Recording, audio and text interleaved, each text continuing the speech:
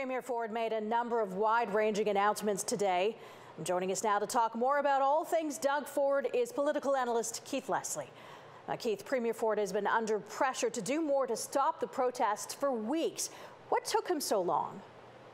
Well, I think like a great many Canadians, he saw it as Justin Trudeau's problem. He wanted the federal government to deal with this, and that's when it was an Ottawa occupation, basically. But once it hit the Ambassador Bridge and started costing the economy hundreds of dollars a day and forcing auto plants to shut down, it was time for Doug Ford to take some action, and he did. He showed some real leadership here, which has been lacking throughout this protest. Now, the Premier has said the province is close to lifting almost all COVID restrictions for businesses. Is this a direct result of the protest? And if so, what sort of a message does that send? Absolutely not.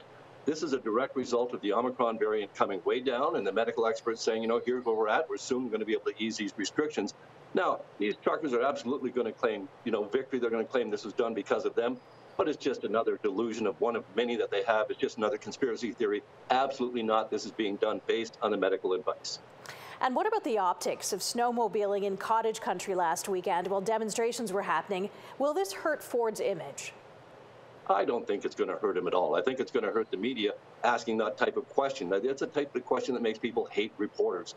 Premier Ford is entitled to a little downtime. I mean, it's 2 years into the pandemic. And let's face it, those 5 people or whatever it was that he was photographed with at the Skidoos, tell me that they didn't also bring up to him their thoughts on the convoys, their thoughts on the pandemic. So he's always working. It's not really a break he was skidooing. The fact that this is making news, I think, is just a sad commentary.